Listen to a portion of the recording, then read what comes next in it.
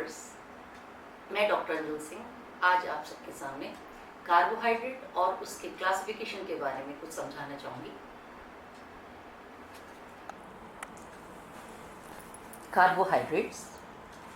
Carbohydrates प्रकृति में पाए जाने वाले सबसे महत्वपूर्ण ऑर्गेनिक कंपाउंड्स की एक कैटेगरी है। जैसा कि हमें पता है, हमारे दैनिक जीवन में उपयोग होने वाले जैसे ग्लूकोज, सुक्रोज, सेल्यूलोज, स्टार्च आदि सभी कार्बोहाइड्रेट की श्रेणी में आते हैं। प्रश्न उठता है, ये कैसे बनाए जाते हैं? प्लांट्स द्वारा कार्बन डाइऑक्साइड और जल सनलाइट की प्रेजेंस में और क्लोरोफिल के साथ मिलकर कार्बोहाइड्रेट का निर्माण करते हैं। साथ ही में हमें ऑक्सीजन भी इसके द्वारा फोटोसिंथेसिस के द्वारा प्राप्त होती है। इस पूरी प्रक्रिया को चूंकि फोटोसिंथेसिस कहते हैं और इस दौरान हमें ऑक्सीजन प्राप्त होती है। जैसा कि हमें पता है, कार्बोहाइड्रेट में कार्बन, हाइड्रोजन और ऑक्सीजन तत्व पाए जाते हैं और सबसे बड़ी बात इसके नाम के ऊपर निर्भर करती है। जैसा कि हमें पता है, इसमें हाइड्रोजन और ऑक्सीजन का अनुपात 2:1 के रेशो में पाया जाता है, जैसा कि हमें जल में मिलता है।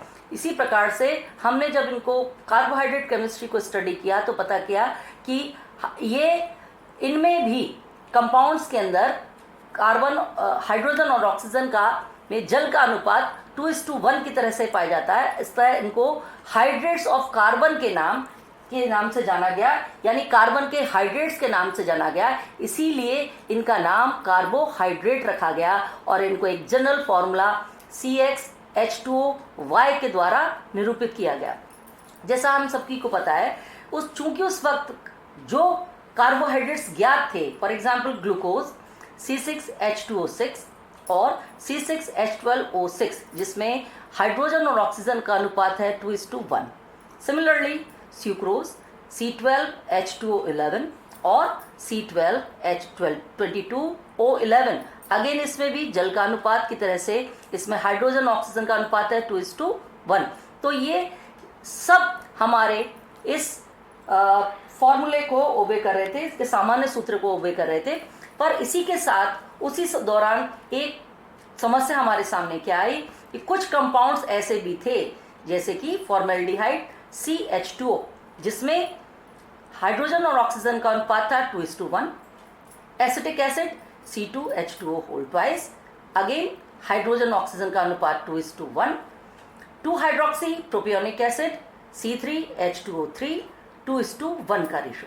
अर्थात इनको भी हमें, चूंकि ये हमारे सामान्य सूत्र को आप पालन कर रहे हैं, इनको भी कार्बोहाइड्रेट होना चाहिए था, परंतु इनकी केमिकल रिएक्शंस एक भी कार्बोहाइड्रेट केमिस्ट्री से मिलती नहीं थी। अतः हालांकि इनमें सामान्य सूत्र के हिसाब से इसमें जल की तरह इसमें 2:1 का रेशो था, परंतु फिर भी वो कार्बोहाइड्रेट नहीं थे।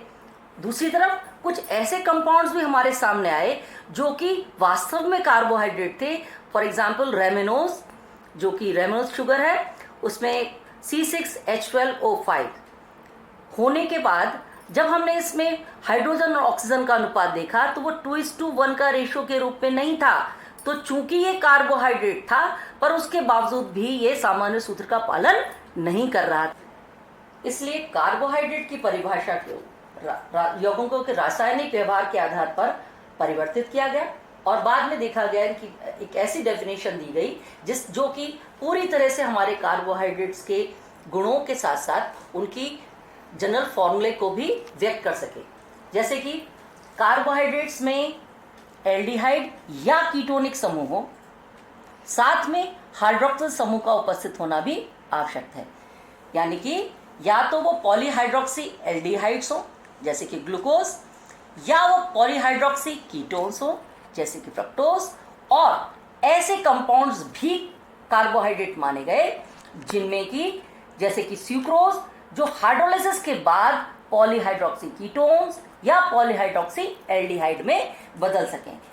और साथ ही में इनमें एक से अधिक एसिमेट्रिक कार्बन होने के कारण ये कार्बोहाइड्रेट्स ऑप्टिकली एक्टिव भी पाए गए। और अंत में हम एक परिभाषा के रूप में इसको कह सकते हैं कि पॉलीहाइड्रोक्सी एल्डिहाइड अथवा कीटोनिक कंपाउंड्स या फिर वो पदार्थ जो जल विघटन के बाद पॉलीहाइड्रोक्सी एल्डिहाइड या कीटोन देते हों, वो सारे कंपाउंड्स कार्बोहाइड्रेट की श्रेणी में आएंगे। अब हम इनके क्लासिफिकेशन के बारे में बात करते हैं।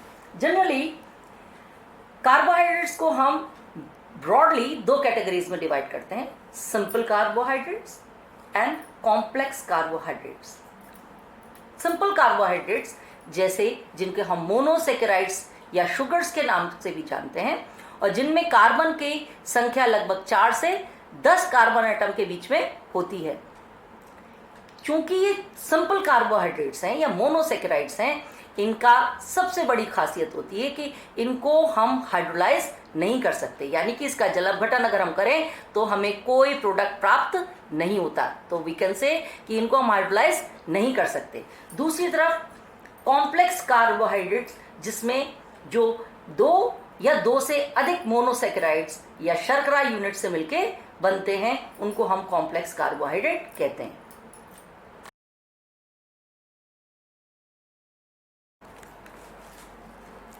जैसा कि मैंने पहले बताया, कॉम्प्लेक्स कार्बोहाइड्रेट्स को भी हमने फर्दर कैटेगरीज में डिवाइड किया है, जैसे कि disaccharides, oligosaccharides and polysaccharides. Disaccharides किसे कहते हैं? जब 2 मोनोसेकेराइड्स यूनिट्स आपस में जुड़ जाती हैं और वह हाइड्रोलाइसिस करने पर अगेन मोनोसेकेराइड्स यूनिट में कन्वर्ट हो जाती हैं, तो ऐसे कंपाउंड्स को हम बोलते हैं डाइसेकेराइड्स। इसका एग्जांपल है जैसे स्यूक्रोज। स्यूक्रोज एक डाइसेकेराइड है जिसका जल अपघटन करने पर हमें 2 मोनोसेकेराइड्स यूनिट ग्लूकोज और फ्रक्टोज प्राप्त होता है। दूसरा मोनोसेकेराइड जिसका एग्जाम्पल है माल्टोज, उसका भी जल अपघटन करने पर हमें 2 मोनोसेकेराइड्स यूनिट ग्लूकोज और ग्लूकोज की प्राप्त होती है। तीसरा डाइसेकेराइड का एग्जाम्पल है लैक्टोज, जिसका जल अपघटन करने पर हमें ग्लूकोज और गैलेक्टोज, ये दोनों मोनोसेकेराइड्स यूनिट्स हमें प्राप्त होती हैं, और अगर ये दोनों जुड़ जाती हैं तो हमें लैक्टोज प्राप्त हो जाता है। तो इसका नेक्स्ट क्लासिफिकेशन है ऑलिगोसेकेराइड्स। ऑलिगोसेकेराइड्स जनरली देखा गया कि 2 से लेकर 10 मोनोसेकेराइड्स यूनिट्स अगर आपस में जुड़ती हैं तो हमें ऑलिगोसेकेराइड्स प्राप्त होते हैं। प्रकृति में पाए जाने वाला एक शुगर, एक ऑलिगोसेकेराइड जिसका नाम है रेफिनोज शुगर, और ये रेफिनोज जो है वो डहेलियास के ट्यूबर्स में पाया जाता है। रेफिनोज शुगर डहेलियास के ट्यूबर्स में मिलता है, जो 3 मोनोसेकेराइड्स यूनिट्स के जुड़ने से बनता है। इसका नाम है ग्लूकोज, फ्रक्टोज एंड गैलेक्टोज, और चूंकि रेफिनोज का जल अपघटन करते हैं तो हमें तीनों यूनिट्स मोनोसेकेराइड्स की प्राप्त होती है। अगला कंपाउंड है, अगला क्लासिफिकेशन में है पॉलीसेकेराइड्स। पॉलीसेकेराइड्स जिसमें 10 से ज्यादा मोनोसेकेराइड्स अगर आपस में जुड़ती हैं तो वो पॉलीसेकेराइड्स को बनाती हैं। जैसे कि हम देखते हैं हमारे प्रकृति में पाए जाने वाला नेचुरल अकरिंग पॉलीमर्स जैसे स्टार्च एंड सेल्यूलोज, ये दोनों पॉलीसेकेराइड्स का एक बेहतरीन उदाहरण है, क्योंकि स्टार्च का जब हम जल अपघटन करते हैं तो लगभग 1000 से ज्यादा ग्लूकोज के मॉलिक्यूल हमें प्राप्त होते हैं। अब हम आगे बढ़ते हैं।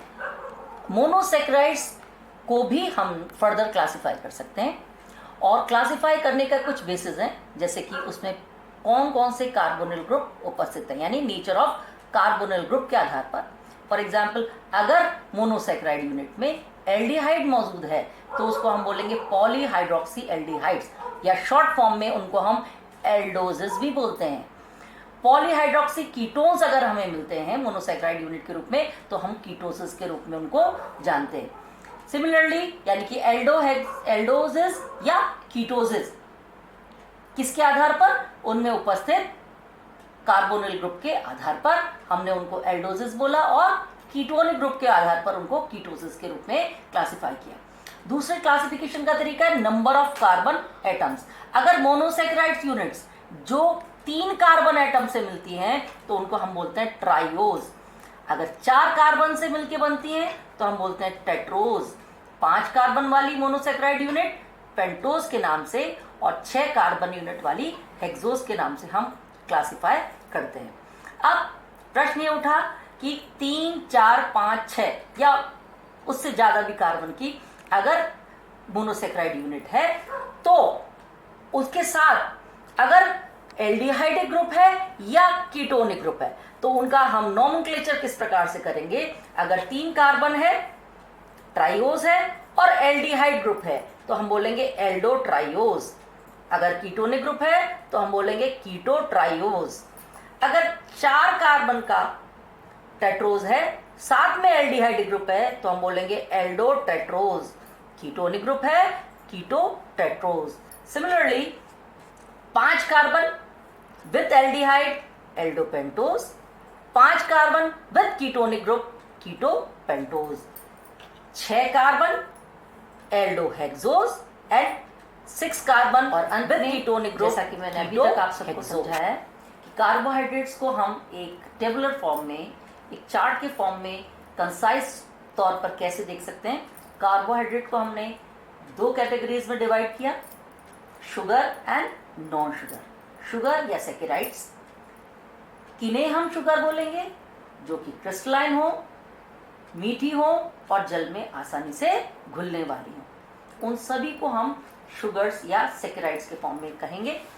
नॉन शुगर हम किसे बोलेंगे, या पॉलीसैकेराइड्स हम किसे कहेंगे, जो कि एमॉर्फस हो, छूने में चिकनी हो, क्रिस्टलाइन नहीं हो, खाने में टेस्टलेस हो, मीठी नहीं हो और पानी में सॉल्युबल नहीं हो। जनरली पॉलीसैकेराइड्स जल में सॉल्युबल नहीं होते, पर कुछ पॉलीसैकेराइड जैसे कि स्टार्च गर्म जल में सॉल्युबल हो जाते हैं।